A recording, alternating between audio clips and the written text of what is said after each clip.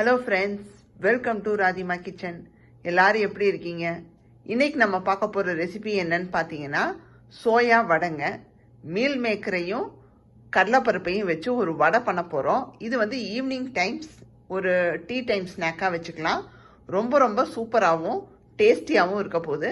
வாங்க ரெசிபிக்கு போயிடலாம். ரெசிபிக்கு என்னென்ன தேவைன்னு பார்த்தோம்னா, நான் வந்து பார்த்தீங்கன்னா 1/4 கப்பு கடலைப்பருப்பு எடுத்து 4 மணி நேரம் ஊற வச்சு தண்ணியை வடித்து வச்சுருக்கேன்.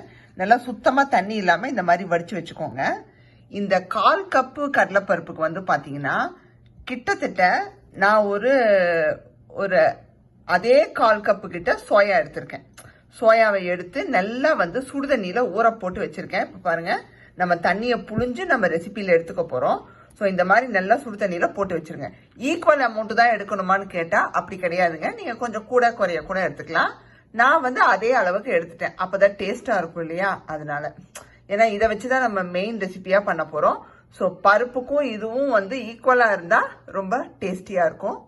அண்டு வெங்காயம் பார்த்தீங்கன்னா ஒரு வெங்காயம், ஒரு சின்ன வெங்காயம், அதை ஃபுல்லாக எடுத்து நான் கட் பண்ணி வச்சிட்டேன். பெருசாக இருந்தால் பாதி போட்டுக்கோங்க, போதுமானது. அண்டு பச்சை மிளகா. என்னடா இவ்வளோ இருக்கேன்னு நினைக்காதீங்க. எங்கள் வீட்டில் பச்சை மிளகா ரொம்ப பிடிக்கும். என் ஹஸ்பண்டுக்கு வந்து வடை எல்லாம் பண்ணால் பச்சை மிளகா நிறையா இருக்கணும். அதனால நான் இவ்வளோ கட் பண்ணி வச்சுருக்கேன். உங்களுக்கு வந்து குறைவாக வேணும்னா ஒரு 4 5 அந்த அளவுக்கு சேர்த்துக்கோங்க. அப்புறம் கொத்தமல்லி வாசனைக்கு, அப்புறம் உப்பு தேவையான அளவு, அப்புறம் சோம்பு சீரகம் ஒரு 1/4 டீஸ்பூன் எடுத்திருக்கேன்.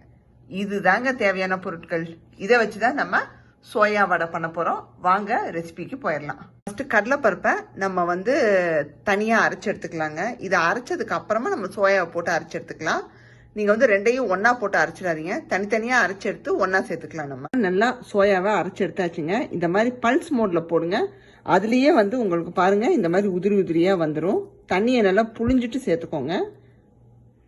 ரெண்டையும் வந்து அரைச்சி பவுலில் சேர்த்தியாச்சு. இப்போ இதில் வந்து நம்ம எடுத்து வச்ச இன்க்ரீடியன்ஸை ஒன்றுன்னா உள்ளே சேர்த்துடலாம். ஃபஸ்ட்டு உப்பு சேர்த்துக்கோங்க, தேவையான அளவு உப்பு.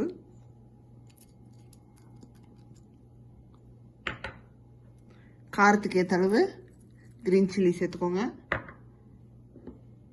வெங்காயம் சேர்த்துருங்க. சோம்பு சீரகம் சேர்த்துருங்க.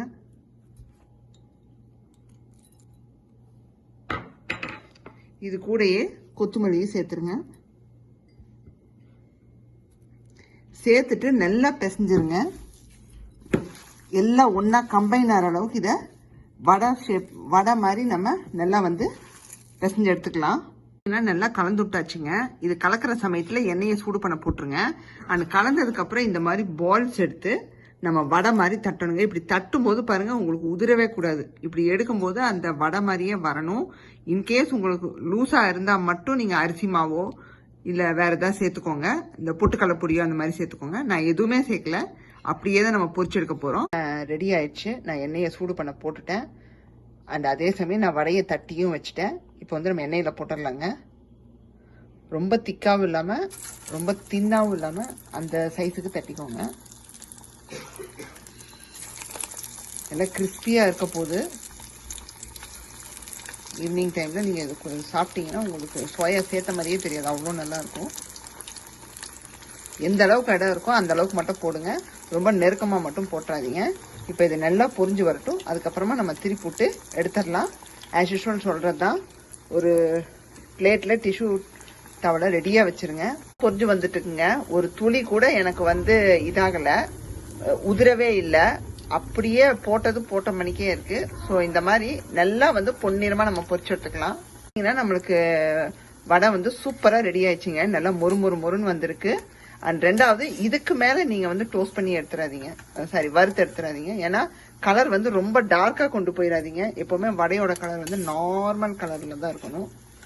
ஸ்லோவில் வச்சே நீங்கள் வறுத்துடுங்க. அப்போ தான் உள்ளே வெளியே எல்லா பக்கமும் நல்லா வெந்து வரும்.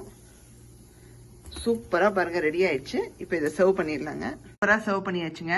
நம்மளுடைய சோயா வடையை ரொம்ப நல்லா வந்திருக்கு. நான் கட் பண்ணி இங்கே சாப்பிட்டுக்கிட்டு இருக்கேன். ரொம்ப நல்லா இருக்குங்க. அப்படியே மொறுன்னு இருக்குது. ஸோ கண்டிப்பாக இந்த ரெசிபியை பார்த்துருப்பீங்க. எப்படி பண்ணணுன்னு நீங்களும் வீட்டில் ட்ரை பண்ணி பார்த்துட்டு கீழே கமெண்ட்ஸ் போடுங்க. இந்த வீடியோ பிடிச்சிருந்தா லைக் பண்ணுங்கள், ஷேர் பண்ணுங்கள். சப்ஸ்கிரைப் பண்ணாதவங்க ராதிமா கிச்சனை சப்ஸ்கிரைப் பண்ணிடுங்க. பக்கத்தில் இருக்கிற பெல் ஐக்கானையும் கிளிக் பண்ணிடுங்க. பாய், see you.